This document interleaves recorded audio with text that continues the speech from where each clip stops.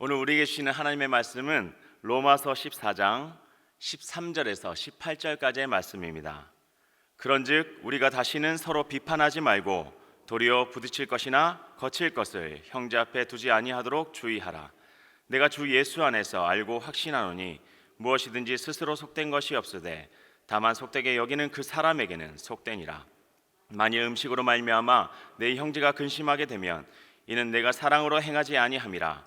그리스도께서 대신하여 죽으신 형제를 내 음식으로 망하게 하지 말라. 그러므로 너희의 선한 것이 비방을 받지 않게 하라. 하나님의 나라는 먹는 것과 마시는 것이 아니요 오직 성령 안에 있는 의와 평강과 희락이라. 이로써 그리스도를 섬기는 자는 하나님을 기쁘시게 하며 사람에게도 칭찬을 받느니라. 아멘. 로마서 14장 13절에서 18절 말씀으로 연약한 자를 판단하면 강한 공동체가 무너진다. 연약한 자를 판단하면 강한 공동체가 무너진다 라는 제목으로 함께 은혜 나누겠습니다. 몇 년 전에 이곳에서 사역하셨던 선교사님이 계신데요. 그분은 미국에서 오셨습니다. 교제를 나누고 같이 사역하다가 떠나시게 됐던 때 이야기입니다. 그분께서 저한테 이렇게 말씀하셨습니다. 선교사님, 운동도 더 열심히 하시고 건강하셔야지만 사역도 오래 하십니다. 네, 맞는 말이죠. 그러면서 저한테 선물을 하나 주셨는데 그것이 바로 골프채였습니다. 제가 그것을 집에 가지고 와서 고민이 되었었습니다. 골프를 치고 안 치고의 문제가 아니라 제가 지금 처해 있는 그리고 저의 그 역할에서 캄보디아 성도들 앞에서 내가 이것을 떳떳하게 들고 아무런 거리낌이 없이 가지고 다니까 하는 것은 다른 문제였기 때문에 그런 것이죠. 이곳에 있으면 그 많은 선교사님들을 뵙게 되는데 제가 아는 선교사님 중에서 몇 분은 자기의 신앙적인 그런 이유로 그런 표현으로 돼지고기를 드시지 않습니다. 그리고 또 어떤 분들은 만나면 서스럼 없이 같이 맥주를 마시고 또 예배도 드리시는 분도 계십니다. 자, 이런 얘기를 들으면 저희 마음 가운데 좀 부딪히는 것들이 좀 생기잖아요. 오늘 13절 그 첫 번째 말씀이 이제 그런즉 이렇게 시작하죠. 자, 즉 12절까지의 내용들을 다 받고 이어서 지금 가고 있다라고 하는 것입니다.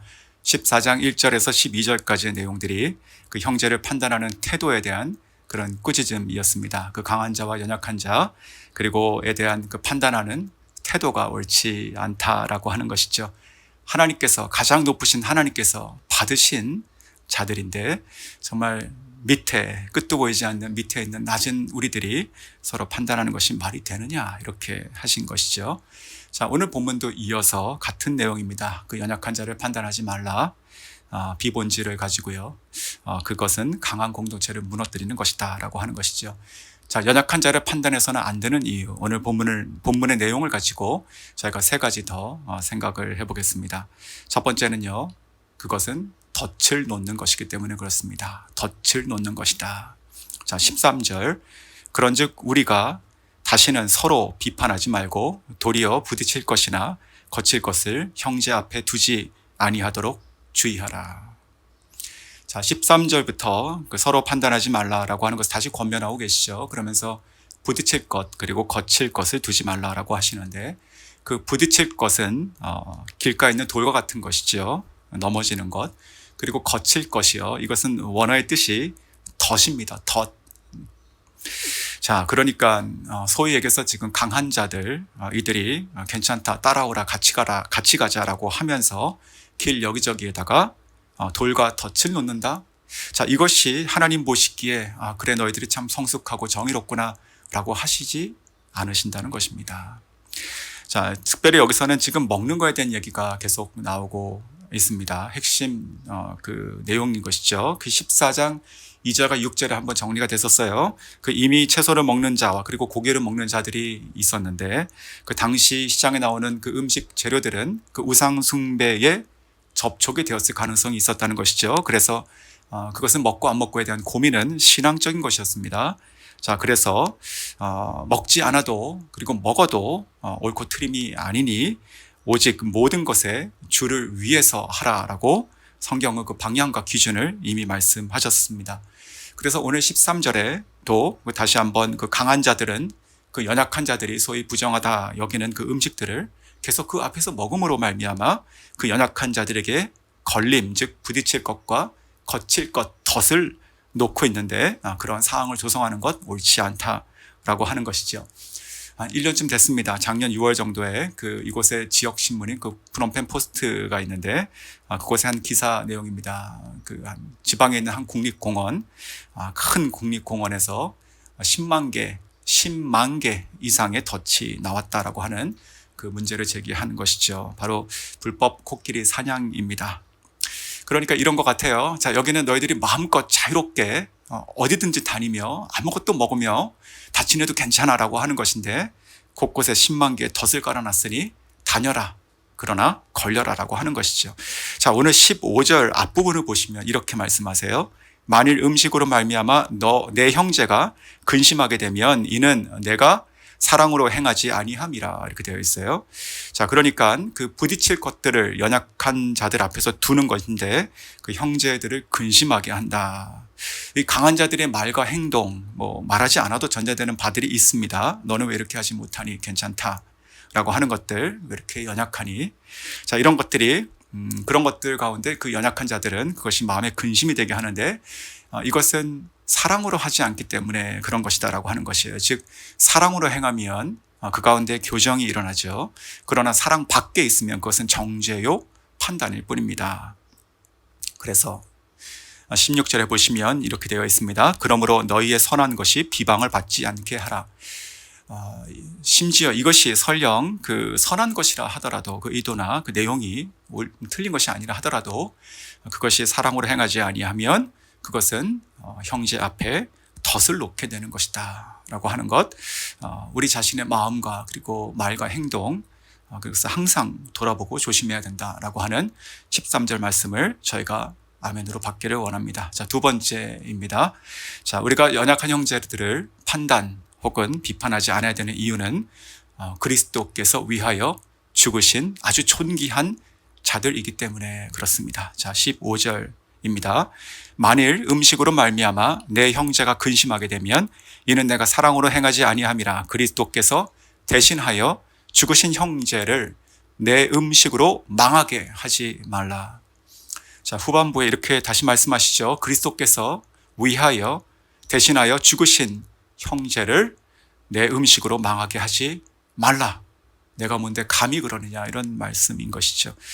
내가 판단하는 그리고 내가 틀렸다라고 정죄하는 그 사람, 연약한 사람의 본질은요, 무엇을 먹고 안 먹는 것이 아니라 그 사람의 본질은 그리스도께서 위하여 죽으신 아주 존귀한 영혼이다라는 것을 말씀하시는 것입니다. 예수님의 것이죠. 주님께서 값주고 사신 것이죠. 주님께서 소유하신 영혼이다라는 것입니다. 그런 사람 판단하고 뭐라 하면 주님께서 그렇지, 맞다, 내가 참 입 바른 소리 잘하는구나 이렇게 하실까? 이런 질문입니다. 만약에 5살짜리 아이가 3살짜리가 3살짜리 동생이 있는데 그가 물컵 하나를 잘 들고 걸어가지 못한다고 지적을 하면 그것을 바라보는 그 부모의 마음이 어떻겠습니까? 누가 더 옳은 것입니까? 물을 흘리는 것입니까? 아니면 물을 흘린다고 판단하고 비판하는 자입니까? 우리가 고기를 못 먹는 연약한 자가 있다. 그런데 그것을 비판하여 그를 근심하게 하고 망하게 한다면 그리스도께서 대신 죽으신 형제를 망하게 하는 자, 이 둘 중에 누가 더 하나님 보시기에 참으로 어리석고 악한 자인가라고 하는 것입니다. 정작 자기 눈에 있는 들보는 참으로 깨닫지 못하는 그런 자가 되지 않아야 된다는 것이죠. 자, 14절에 이렇게 말씀하십니다. 내가 주 예수 안에서 알고 확신하노니 무엇이든지 스스로 속된 것이 없으되 다만 속되게 여기는 그 사람에게는 속되니라. 자, 우리의 판단 기준, 이 앞부분에 나와 있는 것이죠. 내가 주 예수 안에서, 자, 이것이 판단 기준이 되어야 되는 것이에요. 내가 내 생각 안에서, 나의 신앙 안에서, 내가가 아니라 그리스도 예수 안에서 우리가 바라봐야 한다는 것을 아주 여기서 정확하게 얘기하고 있는 것이죠. 자, 그리스도께서 위하여 죽으신 자, 그를 실족하게 하고 망하게 한다면 그것은 그리스도께 죄를 짓는 것과 똑같은 것입니다. 예수님께서 이것을 얼마나 싫어하셨으면 마태복음 18장 6절, 제가 잘 아는 말씀입니다. 누구든지 나를 믿는 이 소자 중 하나를 실족게 하면 차라리 연자맷돌을 그 목에 달리우고 깊은 바다에 빠뜨리우는 것이 나으니라. 자, 그래서 사도 바울은 뭐라고 얘기하죠? 고린도전서 8장 13절에 이렇게 얘기하죠.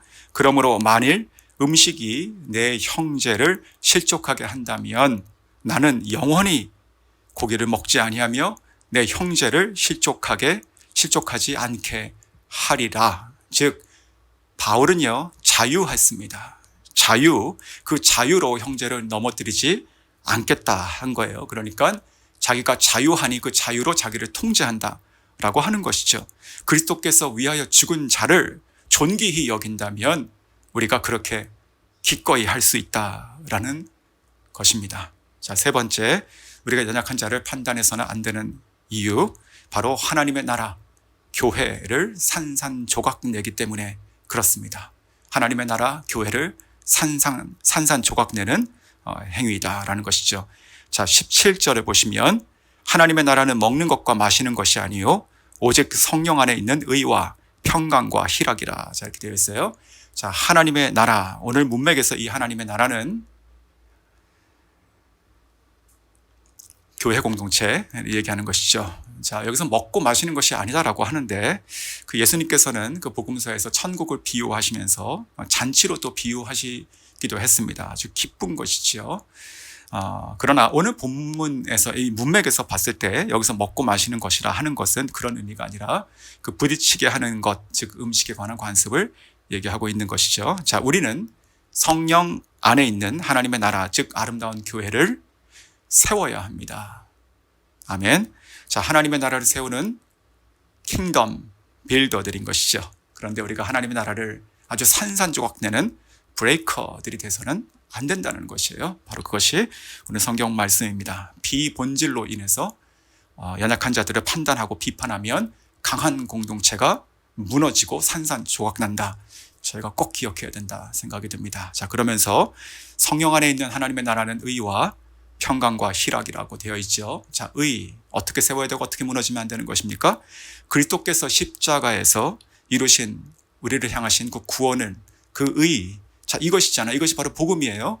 이것이 바로 교회를 교회되게 하는, 교회를 세워나가는 그 본질인데 언젠가부터 교회 안에 있는 다툼과 그런 모습들이 부수적인 것들로 바뀌어가고 있다. 그것은 하나님의 나라를 깨트리는 것이다라는 것입니다. 자, 평강. 죄악으로 말미암아 우리는 하나님과 원수되었다고 이미 5장에서 말씀하셨죠.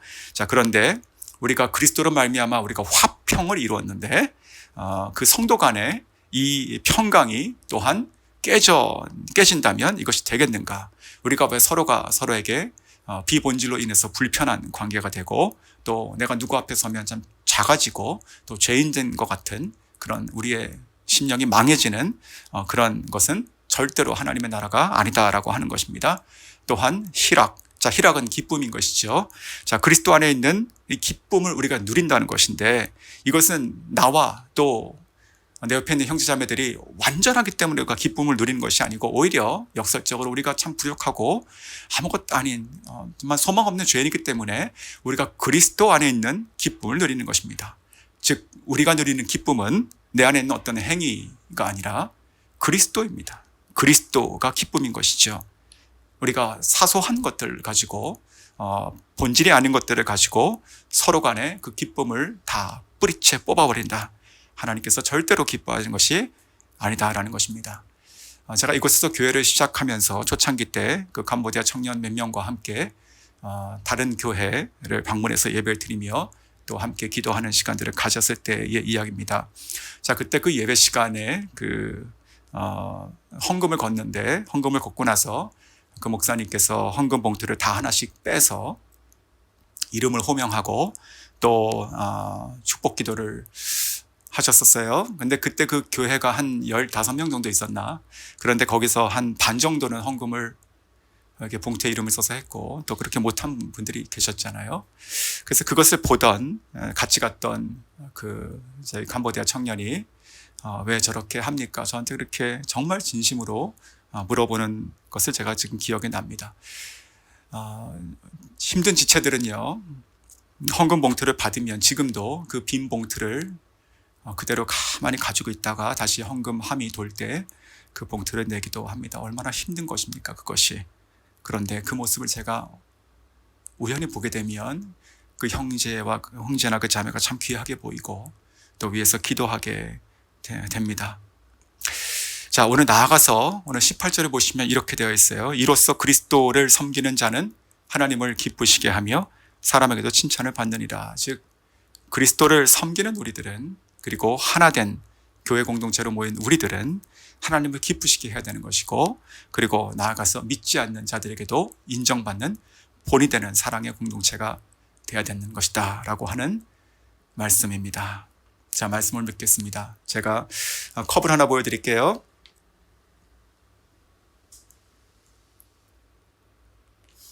자, 우리가 월남국수집 가면 흔히 보는 것이죠. 이렇게 물컵에 뜨거운 물에 젓가락을 가져와서 소독을 하는 것인데, 자, 지금 이 젓가락이 어떻게 보이십니까? 똑바로 보이십니까? 아니면 꺾여 보이십니까? 꺾여 보이시죠?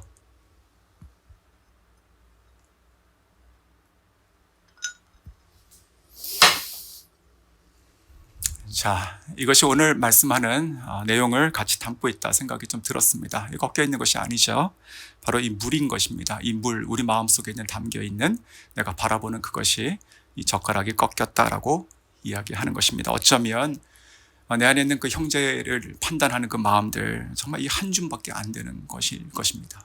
이것을 비워내면 그리스도께서 위하신 참 존귀한 영혼으로 보이는 것인데, 이것을 그대로 담고 있으면 언제나 늘 참 꺾여 보인다는 것이죠. 연약한 자를 판단하면 강한 공동체가 무너집니다. 그 공동체가 무너지면 나의 삶도 무너지는 것이죠. 본질이 아닌 것으로 우리가 판단하고 비판하는 것, 아무리 그것이 선한 뜻이 있다 하더라도 그것은 주님께서 위하여 죽으신 영혼을 망하게 하는 것밖에 되지 않습니다. 연약한 자와 그리고 강한 자가 같이 성령 안에서 연결되어 하나님의 나라를 세워가는 것입니다. 성령 안에서 의와 그리고 평강과 희락의 공동체를 함께 세워가는 것입니다. 우리가 모두 용서받은 죄인이라는 것을 잊지 않고 그리스도의 사랑 안에서, 성령 안에서 연약한 자와 강한 자가 함께 어우러지며 하나님께서 기뻐하시는, 그리고 사람들에게도 칭찬받는 그런 모든 성도님들과 우리 교회 공동체 될 수 있기를 주의 이름으로 축원합니다.